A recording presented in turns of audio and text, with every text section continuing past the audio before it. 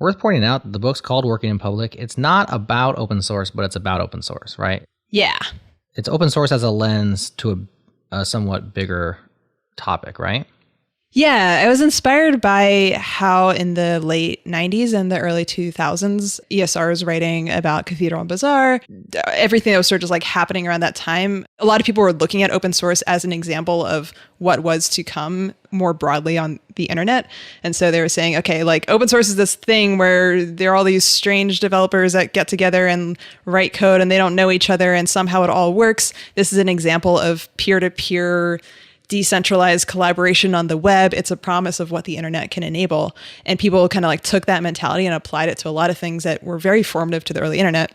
And so similarly now, I feel like we're in this second wave where, okay, like everyone's online, or at least, you know, a lot of people are online, a lot more than before. We're experiencing some positive and some difficult effects of just like the internet at scale. And so again, it's like, well, what are our mental models for how to organize communities and think about creators on platforms for this new world? And what I wanted to do with Working in Public was to say, like, there's actually still a lot we can learn from the second wave of open source as well, looking at sort of modern open source and how it's evolved from those early days. And it can tell us a lot just about like what is happening on the internet more broadly. Bandwidth for Changelog is provided by Fastly. Learn more at fastly.com. We move fast and fix things here at Changelog because of Rollbar. Check them out at rollbar.com. And we're hosted on Linode Cloud servers. Head to linode.com/changelog. What up, friends? You might not be aware, but we've been partnered with Linode since 2016. That's a long time ago. Way back when we first launched our open source platform that you now see at changelog.com, Linode was there to help us, and we are so grateful. Fast forward several years now, and Linode is still in our corner, behind the scenes helping us to ensure we're running on the very best cloud infrastructure out there. We trust Linode. They keep it fast, and they keep it simple. Check them out at linode.com/changelog.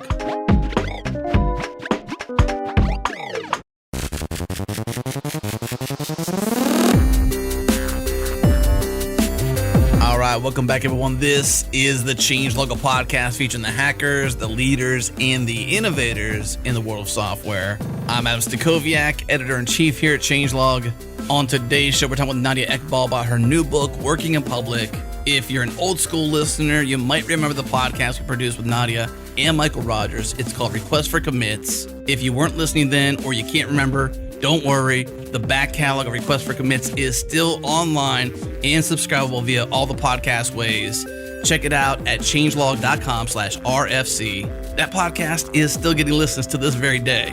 But on to the details of this episode. Obviously, we go way back with Nadia, and having a chance to now sit with her and talk through all the details of her new book, Working in Public, this was a milestone for this show and Jerod and I. We talked through all the reasons she wrote the book in the first place, Nadia's thoughts on the future of the internet, and the connection of creators to the platforms they build their followings on. And we also talk about the health of projects and communities and the challenges we face internet at large, as well as right here in our backyard in the open source community. Oh, and one more thing, we're doing a book giveaway, but you gotta listen to the whole show. We mention all the details at the very end. So Working in Public, out now, Nadia's new book. This has been a long time coming. It seems like the end of a chapter, at least from my perspective. Does it feel like the end of a chapter for you? Oh, absolutely. And actually, especially coming on here, since you guys were the first podcast I ever did. Wow. So we're really coming full circle here. And big announcement, this is actually your last podcast ever as well. Ever. I'm done. Mic drop. Out. Well, that's the best way to do it, is do it with a podcast and a book. Yeah, they're bookends. Yeah. Leave the stage. I've said all I had to say. So, big release, big book in print, Working in Public, a huge culmination of some of the work you've done over the last few years. Start by catching everybody up.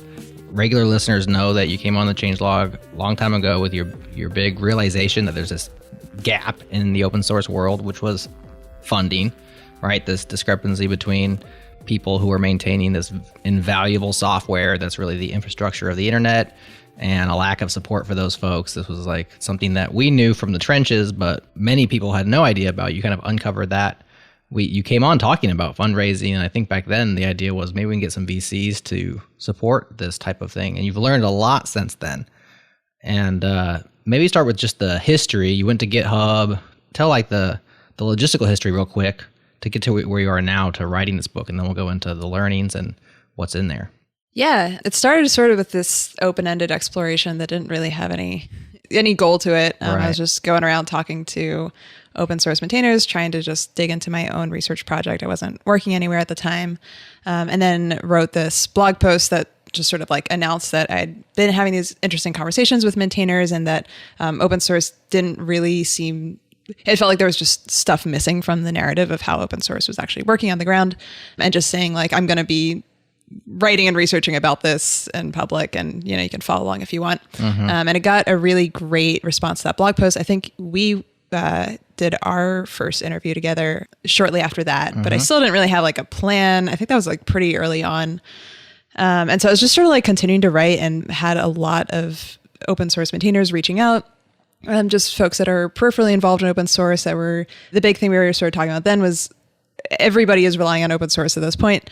It's not just this side hobby thing. It's critical infrastructure for how the world works and runs today. But so many maintainers feel burned out, stressed out, like they're having to do this in their spare time, and don't have any really direct way of working on open source if it's something they really love, other than the biggest projects like Linux, for example, where you can find a job working on those kinds of things. But for all these smaller libraries and projects that kind of go unseen and unnoticed, who's really taking care of those? And so, yeah, I was just sort of like writing about it, didn't really have a plan, had a grant from the Ford Foundation to publish Roads and Bridges, which was kind of like this lengthier report at the time. And then around the same time was talking to GitHub about what is their relationship to open source developers and the broader community. Obviously, everybody's using GitHub, but have they sort of been like taking the steps, I guess, to really understand on a deeper level, like what maintainers are doing on their platform and what they need from GitHub. I think right around then, the Dear GitHub letter came out, if you guys remember that. Yeah. Yeah. And so it was like, I think several thousand maintainers who had written this open letter to GitHub, published in a Dear GitHub repo. Of course, they're basically just saying like, we don't feel heard by GitHub. We have all these needs and we don't know who to send them to. And GitHub had spun up an open source team at the time. And so they were starting to think about this stuff. And then I was also starting to think about this stuff separately. And so we decided to join forces on that. And I joined GitHub that summer, fall-ish. And yeah, being there was just a really useful experience in this whole thing. And that before, when I was just sort of, I didn't have any background in open source. I was just sort of curious about what it was like. And so it was just interviewing and talking to people. And there's, I guess, like, there's a lot you can do to just sort of summarize what people are hearing and try to amplify that a bit. And that's what I was trying to do early on. I didn't really trust my own intuition, and I was very aware that I just didn't really have any credibility or any personal experience really with open source. And I was just sort of trying to be like, look, I don't know what this is all about, but all I'm doing is pointing to these other people that are working on things that are like clearly really used, and they're saying this stuff. So don't listen to me. If you don't want to believe me, that's fine, but like, go look at these people. Being at GitHub gave me, I think, even more of just that like hands-on experience, and having to like really see how the sausage is made at GitHub, and seeing the problems that people were running into, and also just being able to meet and talk to developers from a very, very wide range of ecosystems. Like, it wasn't just the people that I'd known and reached out to. I was just being exposed to so many different kinds of experiences. You kind of entered your experiment, right? You were no longer just an observer from the outside. You were actually in the community, like in the thick of it, which was different. Yeah, it's helpful to have, like, I think, some skin in the game. And I even like started experimenting with like using GitHub more, and finally figured out how that thing works, sort of. And so, yeah, that was just much more hands-on experience. And I think from there, then I was starting to sort of like test some of my own hypotheses and thoughts about like, is this really all about like a lack of participation in open source? What is this model that we talk about of like open source is just made up of like large armies of volunteers, and it's just all about contributions, and just starting to realize that for some projects there really is just like one or two maintainers, and there's not going to be any more substantial contributors. And so what do you do in a situation like that? So my brain was just getting a little bit more nuanced at that stage. And then I left a couple of years ago, and then started focusing full time on basically writing this book and wrapping up some of my own research. Well, Worth pointing out that the book's called Working in Public. It's not about open source, but it's about open source, right? Yeah. It's open source as a lens to a somewhat bigger topic, right? Yeah, I was inspired by how in the late 90s and the early 2000s, ESR's writing about Cathedral and Bazaar, everything that was sort of just like happening around that time. A lot of people were looking at open source as an example of what was to come more broadly on the internet. And so they were saying, okay, like open source is this thing where there are all these strange developers that get together and write code and they don't know each other and somehow it all works. This is an example of peer-to-peer decentralized collaboration on the web. It's a promise of what the internet can enable. And people kind of like took that mentality and applied it to a lot of things that were very formative to the early internet. And so similarly now I feel like we're in this second wave where, okay, like everyone's online, or at least, a lot of people are online, a lot more than before. We're experiencing some positive and some difficult effects of just like the internet at scale. And so again, it's like, well, what are our mental models for how to organize communities and think about creators on platforms for this new world? And what I wanted to do with Working in Public was to say, like, there's actually still a lot we can learn from the second wave of open source as well, looking at sort of modern open source and how it's evolved from those early days. And it can tell us a lot just about like what is happening on the internet more broadly. And one of the things that you uncovered, which we've uncovered as well over time, is that there's a perceived problem, which first of all, most people don't even know or think about it with open source software, which is really the funding sustainability support, right? And then there's actually more problems, or even more important or seedier problems. You start out in the book describing that difference, with the problem not really being not enough contributors, not enough money, which are kind of the things that you think and you hear. But there's problems like use versus contribution. Like there's a big one-to-many problem, or small few to large crowd, which is really overwhelming. Like you said, this is the internet at scale. What brought you to that realization? Was it just the conversations you were having, or just the time in the trenches where you realized, really more contributors doesn't necessarily help this project, because the number of contributors that could possibly be there is incredibly overwhelming to the few people who are there right now? For sure. I think not that many people that are working in open source get a ton of exposure to other ecosystems. So you tend to know kind of like the communities in which you operate. But there are a lot of parallels and contrasts across different types of open source projects, different languages. And so I think like being in a little bit more of this zoomed out research type position allowed me to have this exposure to lots and lots of different types of projects. And from there, I started kind of zooming out and being like, okay, we have basically like one form of rhetoric to talk about how open source works, which is that it's this large communitarian thing. That does seem to be true for certain projects, but then like I can point to all these other examples that don't seem to fit that model. And so like, why is that? I think like a lot of the like early open source rhetoric has just sort of been holding people back. And because there really are like a lot of amazing examples of these more large scale, highly collaborative projects to point to. And we've even talked about those before. And like a lot of what has happened in the Node ecosystem and their focus on liberal contribution policies, I think is really emblematic of what that future can look like, where you do just enable lots of people to like work on a project. So I'm not saying that it doesn't exist at all, but then those rules don't seem to apply or work on a maintainer who's got a small library and just kind of largely doing it by themselves, but the project is being used by millions of people. For a while, I just wanted to be like, okay, like clearly there's just something wrong with the project. And like, if only we can just like, restructure it somehow. And I think it was sort of being more in the trenches and having to really grapple with those questions and be like, well, why is that not changing here? And then again, just trying to zoom out and be like, okay, like what are the patterns that I'm seeing here that explain that? Did you ever get into like empathy-itis, or I don't know how to describe it, where you get all these emails? You mentioned in the book getting all these emails from your inbox being flooded is a good quote. When your inbox is flooded, you're getting a lot of people saying, I've got to open source this or these problems that, and they're coming to you, not so much for a solution, but more just a shoulder to cry on. Like, I've got these problems, please help me, or just hear my issues. Did you ever get into a situation where you're just like, I have no idea how to help you or what advice to give you? I've got these goals in mind for my job and research and plans, but like, did you ever get bogged down by the empathy and the weight of it all? Very. I'm going to steal that term, empathy-itis, because that was definitely inflammation of empathy was a thing that I was experiencing. Yeah, gosh. Like, I mean, joining GitHub for one thing was already this like existential crisis for me because I was like, well, I said I was going to like solve everything and like, what if I can if I'm just like at GitHub? And then being at GitHub, I also just felt this stress of like, well, now I'm at GitHub and I should be able to like solve everything because of course I'm here on the inside. And that was really stressful and hard. And then even with writing the book, like, I mean, God, I like went through, it's just sort of like, is it even useful to be writing about these things? Like maybe I should be doing more things. Something that helped me over time, which I wish I just had more this early on, was I didn't know any other independent researchers or just like researchers in general.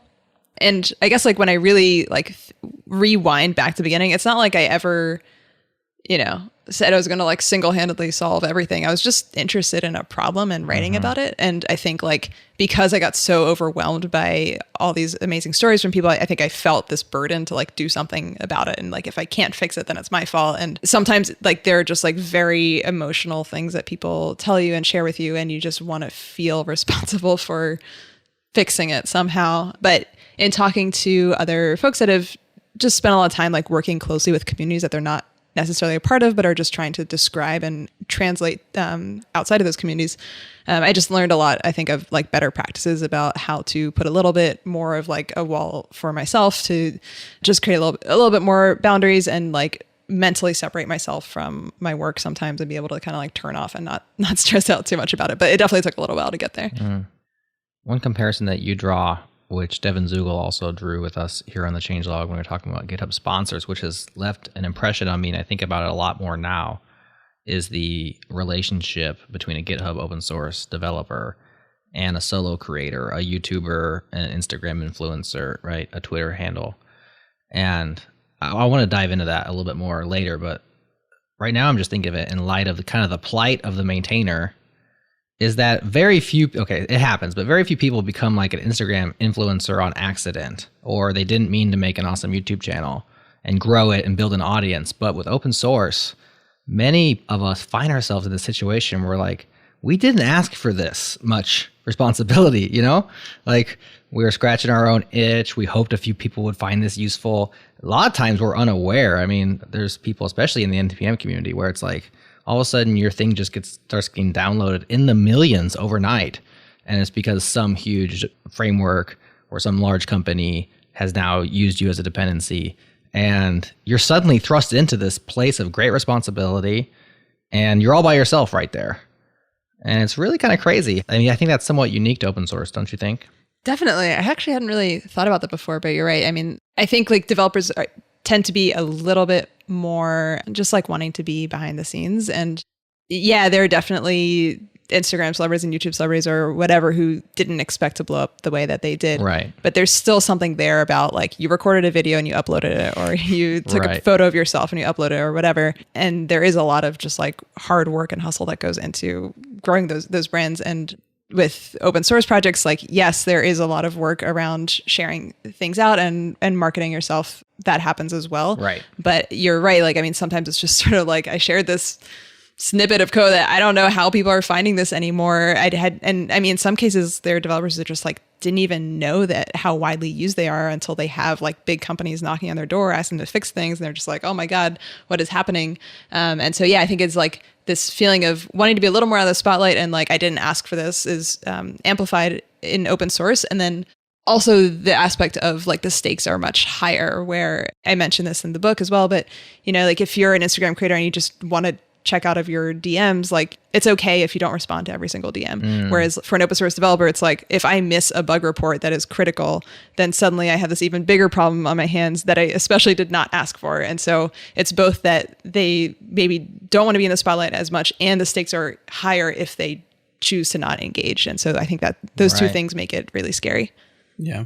Accidental fame and inherited responsibility sounds like a lot of weight for just someone who's not trying to be famous or take on responsibility. Like if you're just trying to like share your art with the world, which is what code is in many ways. Yeah. I think there's people on Periscope or comedians that had, if Periscope is still around, I think, is it still around? Yeah.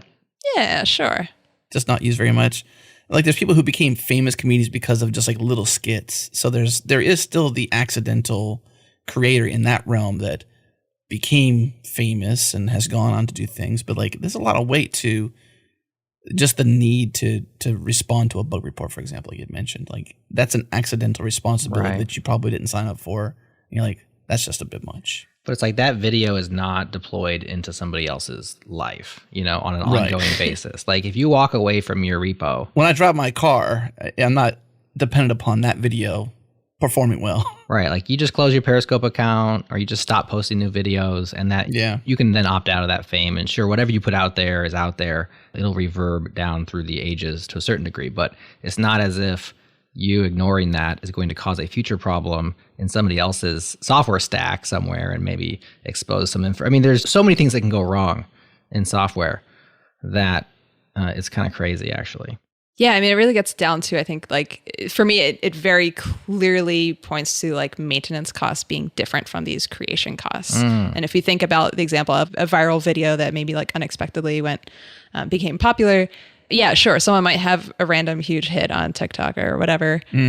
But then they can choose to just not make any more if they wanted to. It's like, well, I had that one really big hit, But if a creator says, oh, I had a really big hit, now I want to start making more videos and leverage that into like a whole brand, they can do that. But you can think of that as, they're starting to build their reputation as a creator. And then that reputation in itself is something that requires maintenance. Like they have to keep creating content in order for them to like continue to be popular. And I think, yeah, similarly with open source developers, but even more amplified is like if they do have that one random viral library, which is the equivalent of a viral video, then like they can't just be like, well, I just chose to do it once and not anymore. Like there is still an ongoing maintenance cost even with that first thing. Just the play on words about a viral library just makes me giggle a little bit because, viruses used to be bad in computer software, but now you want to go viral. Of course, viruses are once again bad. Well, it's bad again with the pandemic. That's right. So it keeps circling back around. It's an overloaded word, isn't it? All viruses banned from this conversation. You do mention on the note of platforms and creators, and I mentioned Periscope. I'm not unaware that TikTok exists, but there are platforms, YouTube, etc., that creators hinge upon. You mentioned the criticalness that the role of a platform plays to creators and that sort of like relationship back and forth. Can you dive more into what you've learned about the relationship between the platform and the creator and the criticalness of that? Definitely. Some of this gets into starting to distinguish between like different types of communities. And I talk about this in the context of open source projects, but like I think it really just applies to online communities more broadly. And so one of the things that I do in the book is break down different communities based on their level of contributor growth versus their user growth. And so you can think of projects experiencing either very high or low user contributor growth. So we can think like, I guess like two polar ends of this that might be helpful to think about are what I call clubs, which have high contributor growth, but low user growth. And so that's a project that might exist a little bit more like a hobbyist kind of meetup club kind of thing. That the example I use in the book is AstroPi, which is a library for astrophysicists, which is, widely used by that particular community, but is not really ever going to go mainstream. And so you have people that have this like stake in maintaining it and being a part of it. And then on the other end, you have something that I call stadiums, which are projects that have low contributor growth, but high user growth. And so that means you only have like a couple people that are maintaining the project or really at the helm of it. And then you have a very broad base of users that have little context for what's actually happening in the project community. They're just kind of coming in to like use the project and leave and go do their own thing. And so the argument that I make in the book is that clubs and anything that has like a high number of contributors are less tied to platforms than these stadiums are with like individual creators.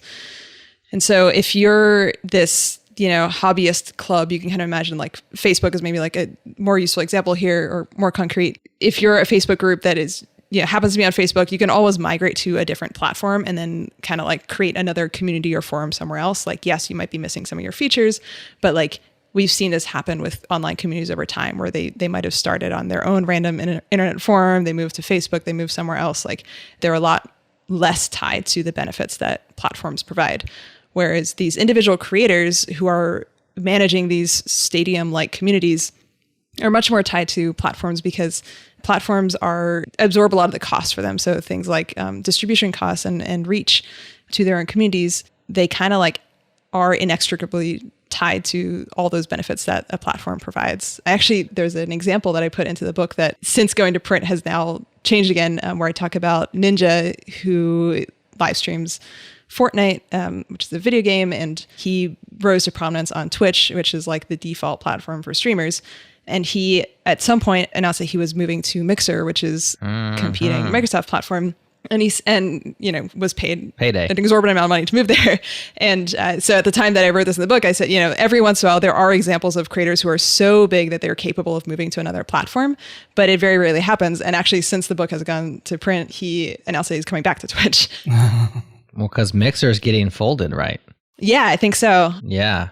Yeah, it's just, it's so hard to start a competing platform, even when you have all the resources that someone like Microsoft has. And even when you are literally like the biggest streamer on Twitch, you still can't leave because in the end, your whole audience is just on that platform. We see the same thing with open source projects. That there are a few examples that I put in the book. Like one that comes to mind is the project Babel that tried to move off of GitHub issues and use Fabricator for their issue tracking, and very soon afterwards came back to GitHub issues because they're like, like no one knows how to use this other thing. They don't want to use this other thing. Like your audience is on GitHub, so you have to be on GitHub. And so it becomes this blessing and a curse where, yes, if you're on GitHub, having the issue tracker right there does just make your life a lot easier.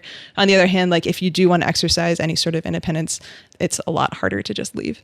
Yeah. Yeah. It's especially true for politics and things like that in these platforms. Like you can be on the right or wrong side of an issue, for example, and your content all of a sudden, or you gets ejected or canceled, and like you're very much tied to even the platforms. Yeah, demonetized.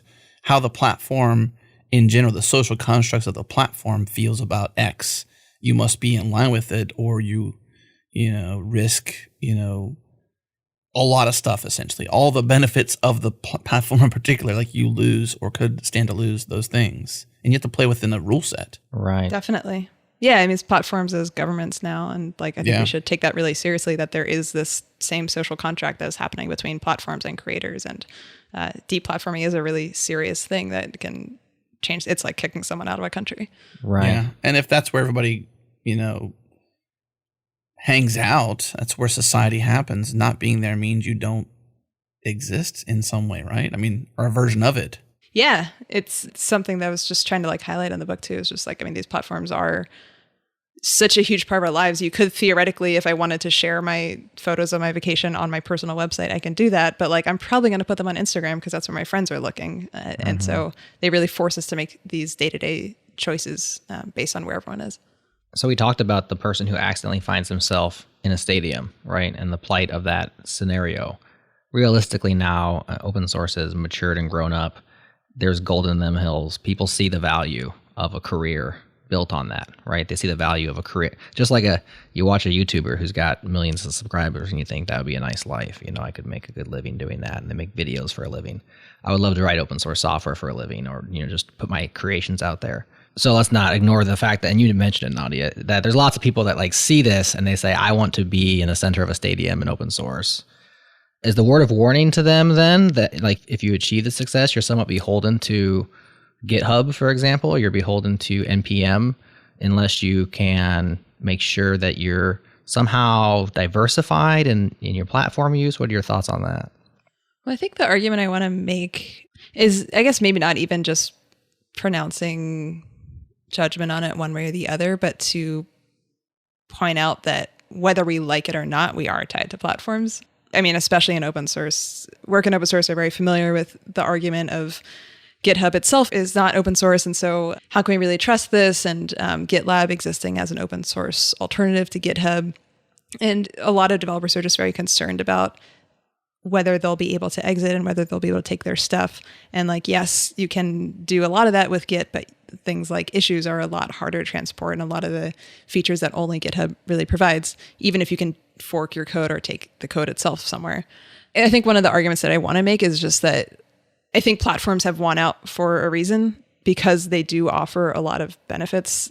It's not just that we're locked in and against our will or something, but that there's a reason why creators have become so tied to platforms, because they do so much of the work that other options can't really give us, especially, with GitHub as an example. Stability and security and reliability is a really underappreciated aspect of the infrastructure of a platform that is pretty hard to compete with for other platforms and other alternatives. So yeah, I don't think it's necessarily that they should be concerned, but just more to be like, okay, maybe this is like a condition of what if we start from the premise that things are the way they should be, and there's a reason why creators and platforms can work together really symbiotically. And then I think having that lens allows us to be a little bit more critical about where GitHub doesn't meet its responsibilities as a platform provider, especially compared to other social platforms and their creators.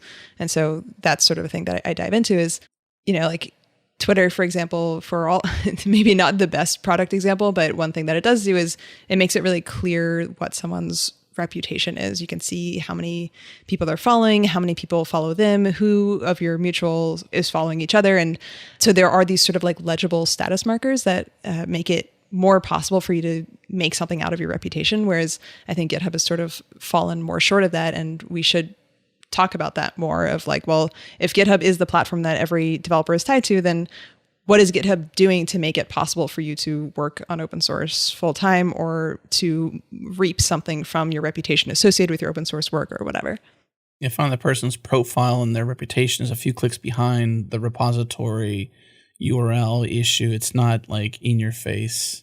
Can you trust this person or persons or organization? It's not front and center. Yeah.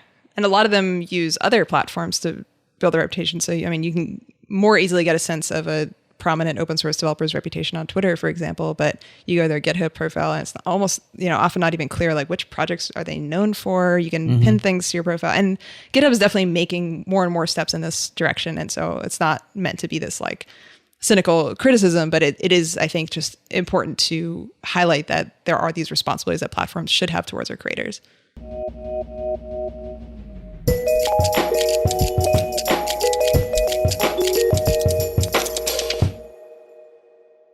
When dealing with application performance, you ask questions like which endpoint is triggering memory increases? Are slow requests to a particular endpoint cascading to the app? Why is this endpoint slow for only a handful of users? Has this performance pattern occurred before? What changed since the most recent deploy?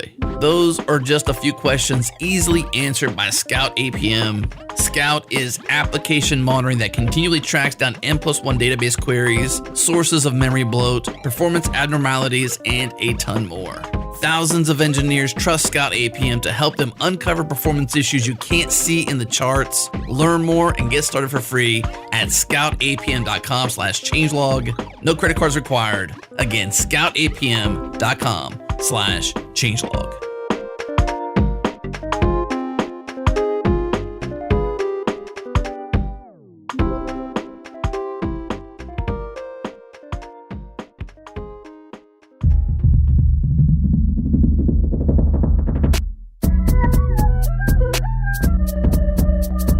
While we're talking about GitHub and their role and everything, since you left, GitHub Sponsors has rolled out.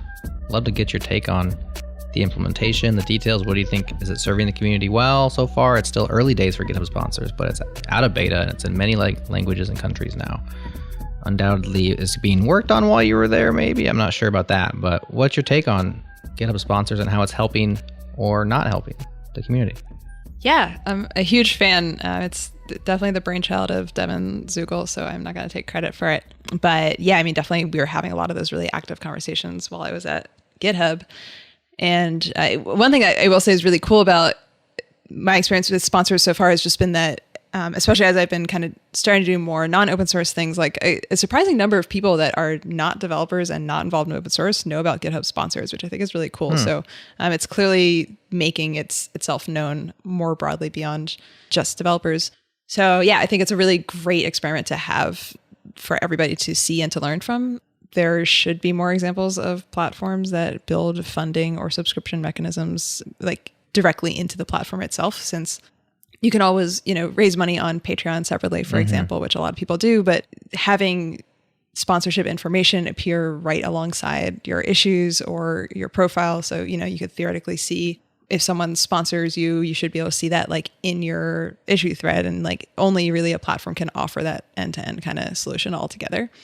I really like that it's very developer centric and not just project centric, which I think was another thing that I've just sort of found in talking to open source developers, that historically we talk a lot about like open source as project centric and not so much as developer centric, because presumably there were just like fewer open source projects in the early days, and they were much, much bigger. And so you can picture, like Linus Torvalds is known for Linux or Git. There are these just like big projects, whereas someone like Sindre Sorhus today is just known for doing a lot of cool stuff on the internet. Right. He has, literally like thousands of projects. I don't even know, hundreds, thousands that he's written and published that are widely used. And so I think GitHub sponsors taking a step in the direction of saying this isn't just about sponsoring open source projects themselves, but is about sponsoring the individual people behind it, really helps highlight that a lot of projects do just have a couple of critical people at the helm, and those people deserve our attention and support. Mm-hmm.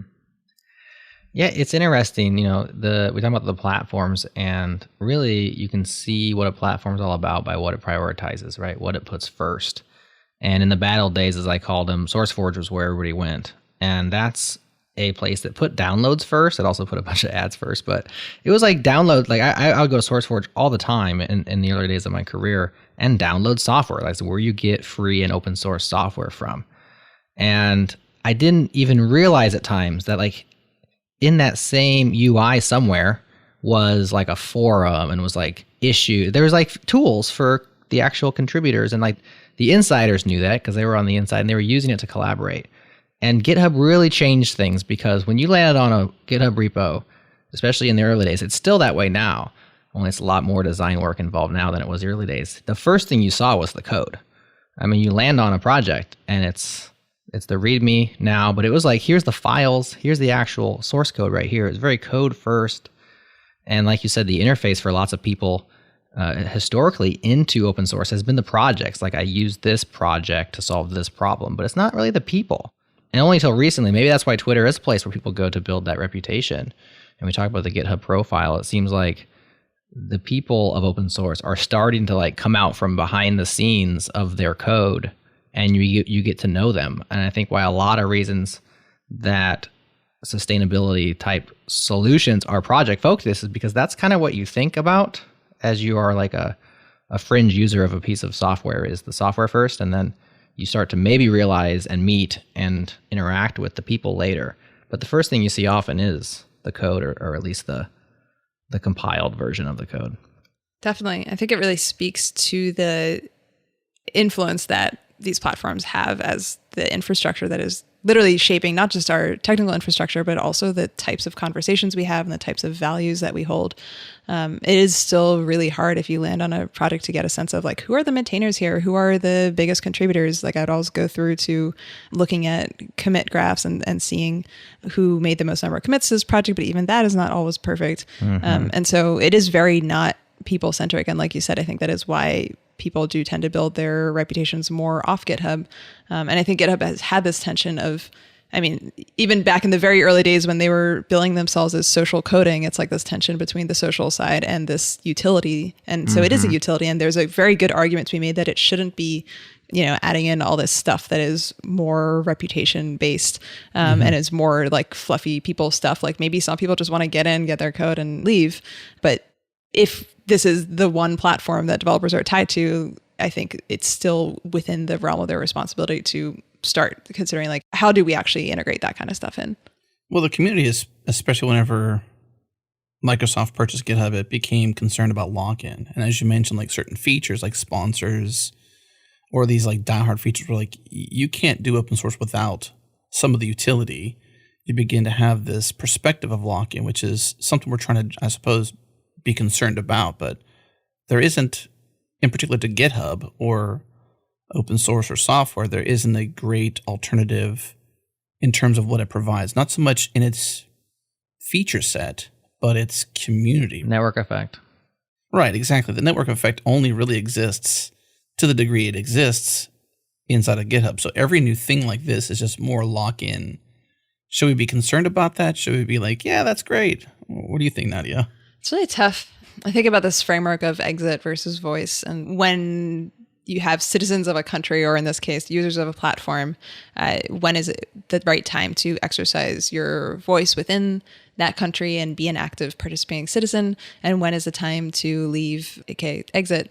I think we place a lot of emphasis in open source on exit, which makes sense because developers like to have Autonomy over the things that they make. Yeah. Autonomy. It's just like extremely like, I mean, the whole developer tool space is just sort of littered with people that are excited to make their own slightly different version of something else that exists. And I think that's really cool. Like, it's just this ongoing sort of creative space.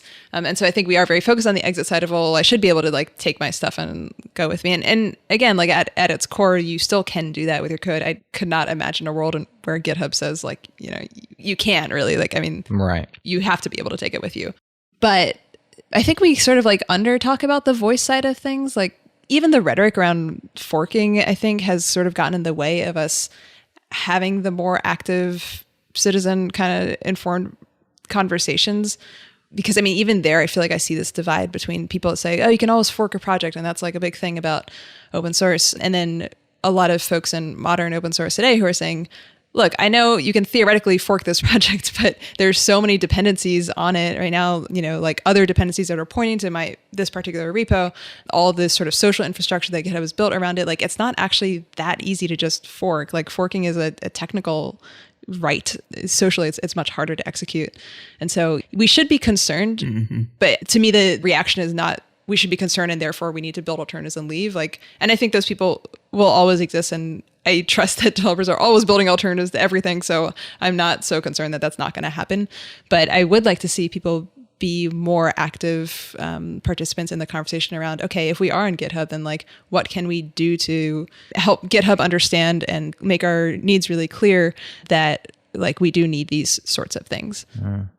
Right. In regards to forking, I'll let people read the tea leaves here, but it can take a very long time to, let's say, if a project wants to stop existing for whatever reason.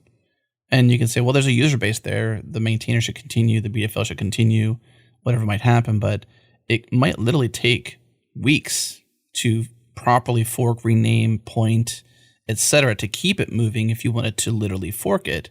So there's still so much work in the process of forking. The button isn't just press in case of emergency done. It's a lot of work involved in forking, and sometimes maybe just finding amicable ways forward or literally just letting it die and discontinue. There's a lot of work is the point in forking. It's not just like an easy button, push it. Yes, there's a lot of nuance there. Yeah. I think it's commensurate to the size of the thing that you're forking, Yeah. The bigger it is, the harder it is to fork. The smaller it is, the less moving parts, less people involved, less redirects to put in place, etc. Which begs to point back to the responsibility we talked about, as well as the community ownership, and say a BDFL model where you have one person technically involved in most of the, CEO like roles that you've mentioned in the book, Nadia, where it's like the maintainers in many ways a CEO of a company, and, the responsibility there. And like, if they want to discontinue for whatever their reasons are, do they have all the power? Does the community have the power? Well, maybe, but then they've got this painfulness of potentially a big community. And as you said, Jerod, it's dependent upon the size of the community. So it can be very just difficult to change these things. Like who's in control, who has the power? And it's not even like a GitHub thing. It's not like GitHub has the power. Here we are focusing on the exit. Nadia's like, we should focus on voice. And we're like, yeah, but exiting. Let's talk about exiting. Exiting. No, I do agree though, Nadia. I think talk it out first. Talk it out first amongst the community is a much better route, because in the end, sure, we're talking about code, but we're talking about people. The code represents a utility to people. And so it's humans, it's relationships. And we undervalue the participation of human beings being kind. And there's so much unkind things happening that we need to be more focused on things that are kind and loving and respectful rather than the opposite of those in communities like this. Yeah. There's so many fascinating governance questions that arise in open source that have so much to say for other types of online communities. One of them just being, as you point out, like who even is the community of an open source project? Because on the one hand, you have this language that says, well, everybody who wants to be a contributor or shows interest in being a contributor is a contributor to the project. Like, I mean, there are some projects that will go to that extreme and just say, if you think you want to be a contributor, then you're part of this community. And they do it because they want to be welcoming. And I think it comes from this really good place of kindness and wanting to grow the number of people that are pitching in. But I think it really just depends on the type of community that you're talking about, where if you have enough of an active contributor community that there's a sense of membership, there's a sense of culture for that community, then yes, bringing in someone new to that can totally work really well. If you're just one person who has like the most context for the community and nobody else, everyone else is kind of just coming as a casual participant and weighing in on your issues. And like, it's sort of just like faceless crowds that can be like streaming into your project. And we've all seen examples of this happening where there's some sort of controversy and like one maintainer is just suddenly like super overwhelmed. It creates this tension in open source because it's like, well, we say that anyone should be able to participate and weigh in. Are your users part of your community? How much say should they have in the development of the project?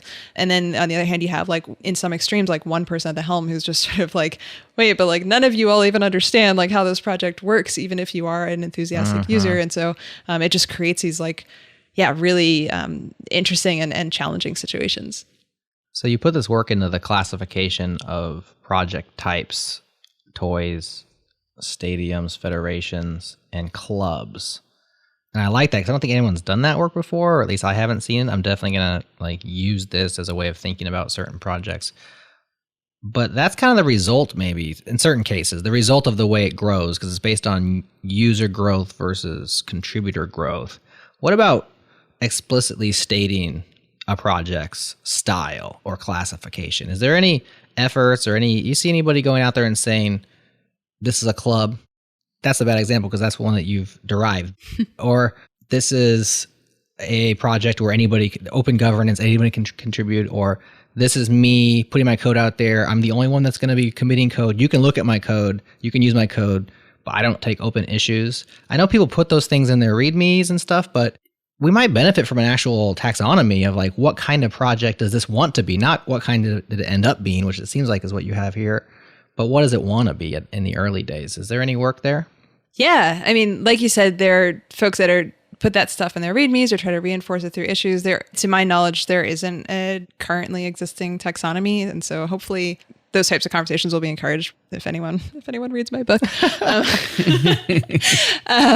But yeah, I mean, we can see that sort of play out in these softer social norms already today. We mentioned Node and sort of this like liberal contribution policy, which is to me is emblematic of federations, which is what I call a high contributor and high user growth type community. So you have a lot of people that are participating in the actual development of the project. And then you also have this broad user base to draw upon. So like, of course, it makes sense that you're just going to be trying to bring in more and more contributors.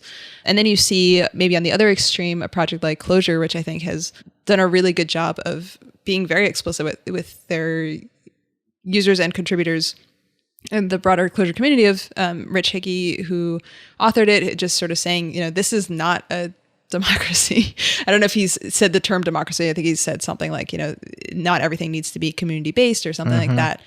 But really trying to say, like it's a couple of us that are focused on maintaining this thing, and these are the decisions that we make, and we're not trying to do this by vote. And it is just so hard to create and develop and reinforce those norms. And I think to some extent it becomes a stylistic thing of, if that's not for you, even if you love Clojure, maybe you're just not going to use it. Or maybe you use it and you're just completely not involved in the project development side of things and you just don't even think about it. But people do sort of need to opt in and opt out of the types of communities they want to be a part of, just like anything else. So yeah, I do think we see this broad spectrum of different projects taking different stances, but how that stuff gets socialized and reinforced just takes a lot of time. I want to +1 the need for this taxonomy though, because I think naming things is so important. And participation in a community based on like if it's a stadium or a club will be an indicator. Like it may be clear to some degree, but just stamping it would be so much more helpful. What are some examples of a club? Like the one that I think of, which may or may not be, but I think of like the Scuttlebutt community, like that area. Oh, that's a good one. Where it's like really high. If you're using the software, you're probably a contributor, right? Like really high contributor growth, but it's still niche. It's not like everybody's using Scuttlebutt and doesn't know it, like OpenSSL.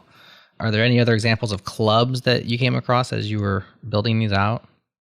Yeah, I mean, I mentioned AstroPi is another sort of just like go-to example in my mind of like, I mean, same with Scuttlebutt, where it's just sort of like there's a very specific use that appeals deeply to a smaller group of contributors, but like it's probably not going to ever go mainstream. I think there are like a fair number of these examples in academia, and like academic open source, by the way, is just sort of like this funny, like, I don't know. I feel like it is a highly developed ecosystem in itself, but it has all these different rules and norms from like other open source, just because I think there's sort of like this academic system on top of it. And so it's just sort of like fascinating. Like I feel like someone should do like a long deep dive on academic open source projects, but I think a lot of them do turn into clubs because they have this small, like passionate group of people that are sort of dedicated and have some specific use case or need for it. I don't know if you remember, Todd Gamblin. SPAC. I do remember Todd. Yeah, I feel like that one is probably a club. The High Performance Computing Club. Yes. The coolest club of all. Yes. Huge computers. Yeah, that's a good example. I think also, I'm starting to like brainstorm now. I think a lot of robotics projects or anything that's like focused around a piece of hardware where there's enthusiasts for the hardware. And so springs around it as a club of people writing software for that hardware, Raspberry Pi, stuff like that. Is a good example. Yeah, that's a great example. So federations are pretty easy. Like if it has a foundation, it's kind of like a Node Foundation, a Linux Foundation, basically. Although there's also, I don't know how Linux runs. I know Linus is involved in the kernel in non-democratic ways. Yeah, I think we just tend to see more like complex governance in federations because there's just a lot more coordination involved. I would even call stuff like Rust would be a federation. So what about Google's Go project, where it's open source, but it's Google's Go? The team at Google advances the language. Is that a stadium then? That's a good question. I think I would call it... It kind of has elements of Federation Stadium and club in some ways, because, I mean, Go doesn't have a huge user base. Like, it does sort of have that enthusiast vibe to it, even though, of course, it's widely used, but it's not like, Python level or something. Yeah.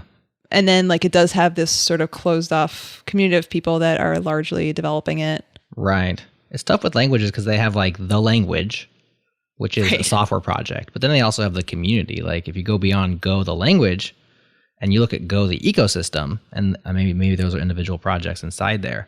There's a whole lot of things going on around that aren't Google driven. Right. Which goes, I mean, I'm sure like even some Go developers are listening to this now are like, it's not all about Google, like we do our own thing too. It's true even for Clojure, which I mentioned earlier. I mean, there's still folks that really, don't necessarily subscribe as strongly to the feeling of like, we have this one BDFL and want to do more community initiatives. So like these things aren't perfectly cut and dry. Well, I think it's official, Nadia. You cannot retire from the open source space because you have to build this new taxonomy for us. You're the only one suited for the job. Last podcast. I'm never doing one again.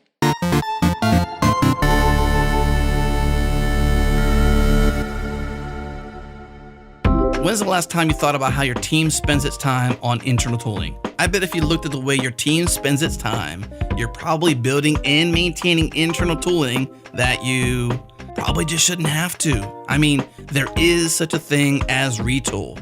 Well, companies like DoorDash, Brex, Plaid, and even Amazon, they use retool to build internal tools super fast. The idea is that almost all internal tools look the same. They're made up of tables, drop-downs, buttons, text input, search, and Retool gives you a point-click drag-and-drop interface that makes it super simple to build UIs like that in hours, not days.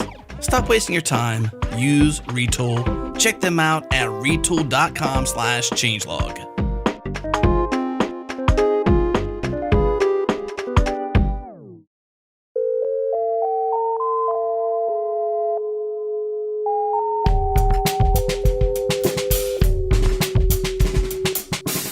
So you came on this show 2016, first ever podcast, went on to do requests for commits, ended up at GitHub. You learned a lot there. Was your plan to go to GitHub part of the overall plan to research, or was it just simply, was it part of this bigger thing? I think the bigger question I'm asking is more like, what are you optimizing for? You got this book you've written. Maybe it's your magnum opus. I don't know.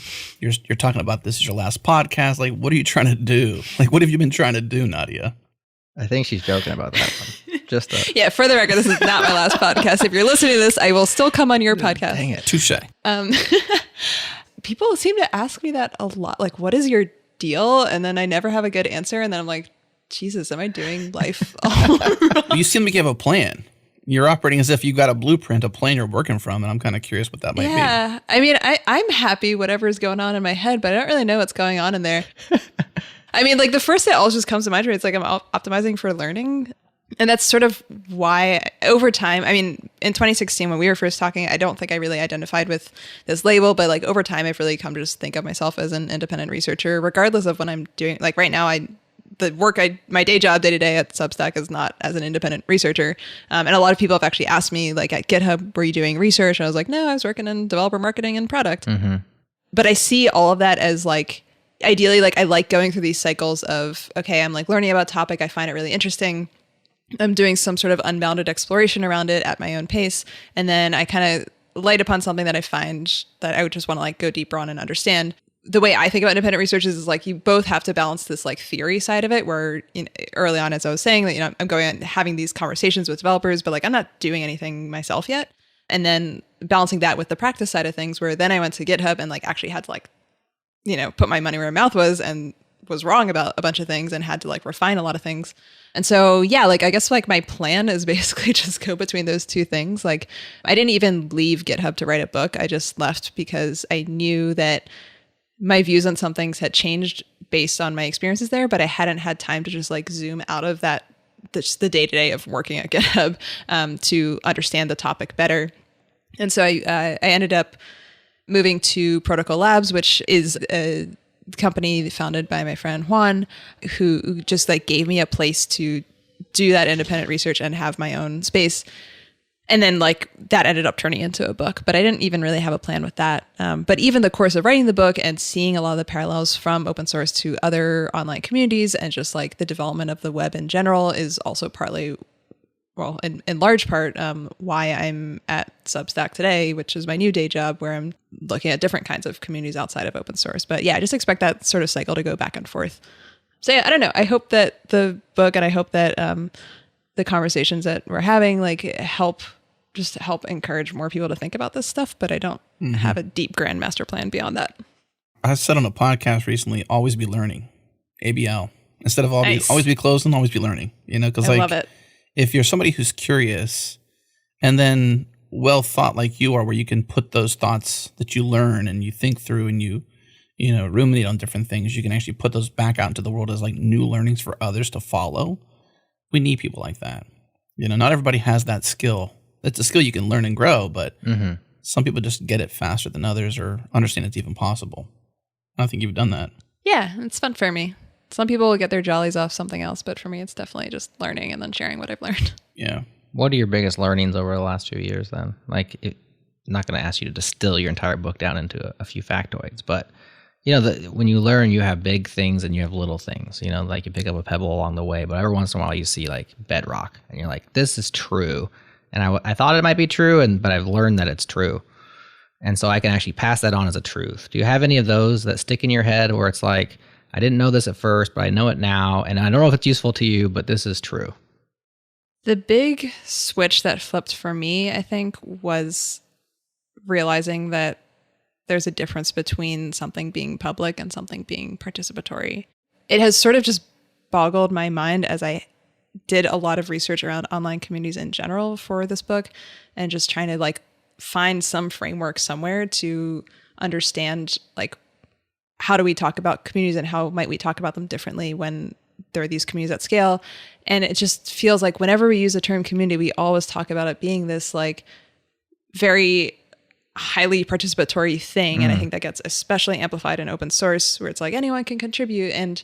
But then even if you drill into like open source community dynamics outside of open source, they still talk about what happens when, for example, like newcomers overwhelm an existing community. There's like the Eternal September problem. And like, it just amazed me, I guess, that hasn't made its way back to open source. And so I think like once I felt more confident being able to say, okay, like it's a community, but there's still rules and like you still like, there's still an existing culture and set of norms that come with the members of this community. And I dive into like a lot of the theory of that in the book. I don't know. I guess part of me then was just sort of like, well, why is it so controversial to say that? I was actually like very nervous about as I started getting into writing the book because I was like, is it okay to say that not all things that are public should be participatory or like, you know, have these conditions attached to them? And then like seeing that kind of bear out slowly in, I mean, the development of group chats and sort of like these quieter, more private places on the internet, and just people kind of like taking their more controversial conversations to private threads where they feel like they can have just higher contacts with people that know them already. Like that started happening slowly as I was writing the book. And I mean, I feel like now it's totally like fine to talk about that happening, and it's not this horrible controversial thing, but it's just so interesting to see how those two things are happening in parallel. The real challenge is whenever something happens in private like that and it becomes public. Right. Yeah. Which we're seeing now playing out. Seen a couple examples I won't highlight in particular, but where there's conversations happening between people who have context, so backstory, and can potentially be willing to see different, you know, perspectives or facets to a problem and not judge that person or persons discussing very hard problems, gets out into the open, into the media, into public.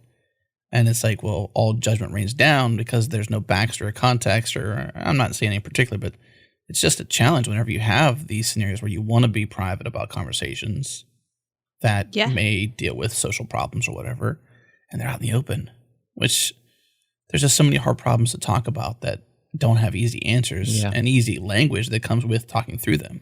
Yeah, I mean, I feel like a lot of this has just been turning into devolving into identity politics, and the wars out there are wild. Yeah. And I'm hoping, like, part of wanting to just write a book like this is to be like, okay, like I'm not going to take those kinds of sides. I'm just trying to understand, like, what are the actual patterns of and structures of these communities that can help inform these conversations. And then, like, here are some of the conclusions I arrived to. And I would love to see more of that happening, and we are seeing more of that happening, but of like, we need to understand what's going on here, and it's not just sort of like, we're not going to shout so loudly that the other side is like, oh, you're right, and like walk away. Like, there's actually just sort of like deeper social infrastructure things that need to be resolved here. Well, your book uses open source as a lens to view many things. What does open source have to say about that in terms of the way communities are run, healthy, unhealthy, you know, the way they interact, private conversations? How is it played out in open source, these scenarios? I think the maintainers who found some semblance of peace in being able to continuously manage open source projects, like, yes, sometimes it comes from getting funding. But one thing I wanted to highlight in there is, like, it's not always about funding. Like, even if you're making money and working on open source full time, you can still feel super burned out by just the scale and intensity of public interactions that you deal with. And so I wanted to go one level deeper on that and just be like, okay, like, what are the maintainers who are doing this well? What are they doing? And so I dive into some of those things. And a lot of it is really just about, like, boundary setting, reducing your inbound volume is another aspect of it, of how do I just, like, cut down on the number of, like, comments or issues or pull requests that I might receive. And so part of this just, like, maybe not as widely advertising participation.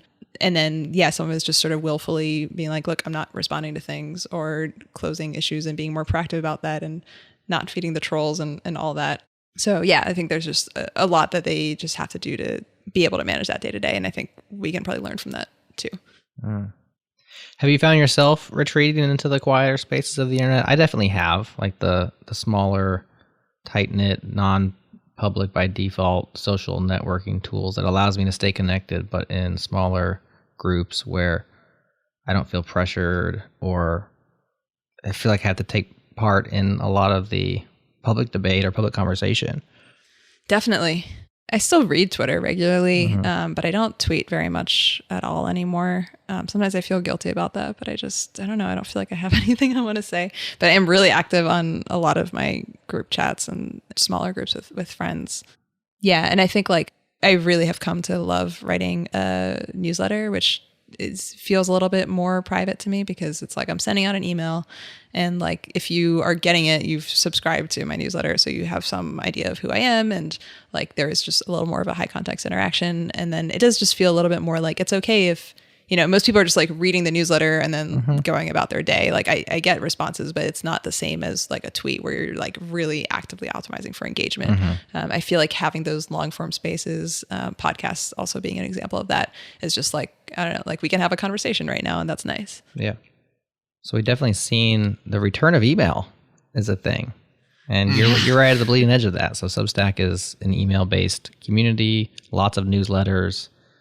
First of all, people are realizing that a direct connection to others is better than a platform connection because, like we're talking about earlier, when the platform disagrees with you, you lose access to your audience or your friends or whatever that group of people is. But with email, the beauty of email is the federation and the lack of middleman, so to speak. So there's that, but also it is kind of a more personal medium for multiple reasons, and must be a place that you're interested in because you went to work at Substack.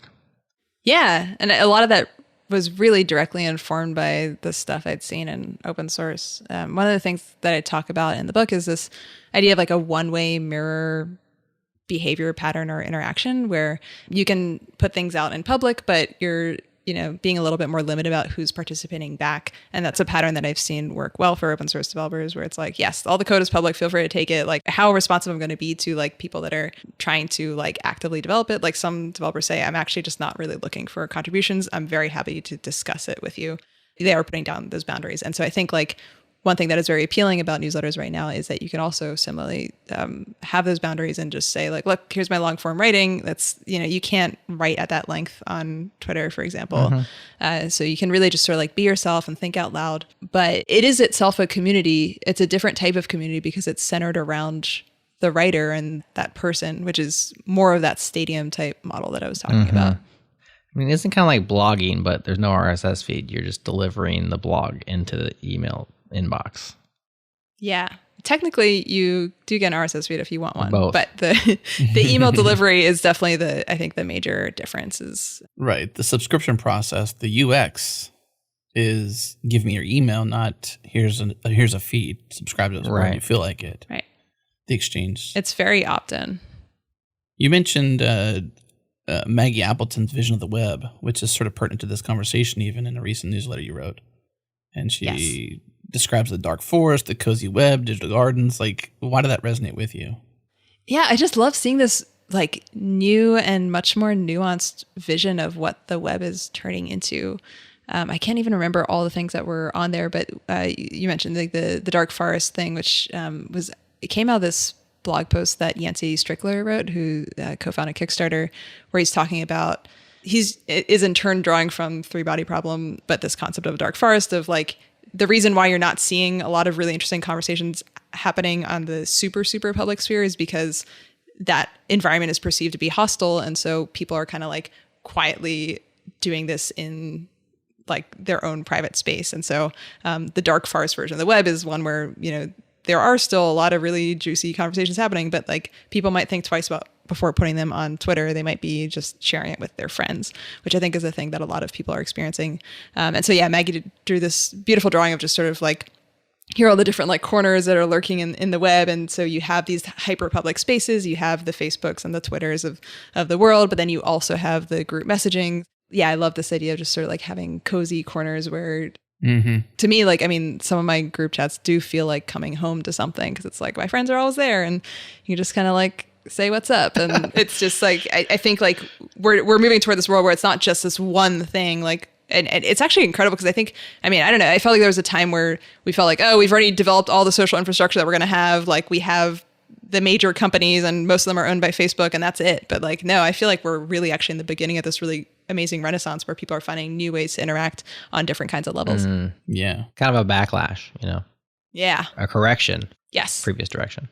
Well, not all Hangouts are controlled by, let's say regional brands, for example. I'm just trying to think of like an analogy of like where you have, a Red Lobsters in every town or something like that, for example. Like, you don't only eat there, right? You eat at like Mom's Pub or, Joe's Pub or Susie's Pub or whatever, like, because that's lots of pubs, apparently. Yeah, a lot I like of pubs. Those are Hangouts, right? They're not owned by the, multinational conglomerates, the power holders, so to speak. They're ran by individuals. As well as going to just like a friend's house for Right. dinner or something, right? So Totally, a backyard barbecue, hangout, whatever. Sometimes you want to stand up in front of a huge crowd with a microphone and tell them something, right? Like there's your public platform. Yeah. And sometimes you need that. But a lot of times all you want is a nice pub and some good friends and like everybody else leave me alone. Yeah, I mean, people talk about Substack being like a killer of some other, major social media platform. I actually think it's like complementary, and I think it's healthy that we have a lot of these different alternatives and different needs are different depending on what you want to do. As you're saying, like sometimes I actually do need to be on stage and shouting in a microphone, but then I don't want to do that for everything that I do. And so I don't see it as like a failure of those major social platforms. I just see it as like we are just developing more nuanced taste of the ways we want to interact with each other. Variety. We need variety. Yeah. Facebook isn't for everybody. And it's not that it's bad or good. It's just that it's not for everybody. Right. So working in public, this is an end of a chapter for you. Any idea what the next chapter looks like, Nadia? Oh man, writing a book was so miserable. I know I'm not supposed to say that as an author, but like it's really hard, harder than I expected. And after it was done, I was just like, oh, thank God, I don't want to do that anymore. But immediately I was just like, oh, I kind of want to write another one. So it's addictive. It's definitely, I think it's like having kids or something. Not that I have children. Maybe you guys can wait. But yeah, it's like, it's difficult while you're doing it, but it's fun to think about what's next. Similar to the marathon. It's the best time to sign up for a marathon is right at the end of the when you just ran. Right. Right. Same with the book. It's like you do that because you're on that dopamine high. Like, oh, it was good. Right. Especially when you ship it, you're like, well, it's rewarding, That wasn't that hard. I could do that again, I think. Yeah, maybe. like I just miss having that in my life. Right. So I definitely have some ideas for new research projects I want to take on, and it might be fun to pick one up, even to complementary to the work that I'm doing day to day. So we'll see. I'm not going to promise anything yet, but I'm pretty sure I won't be able to resist trying something new. Well, should we do a giveaway? We got some books to give away.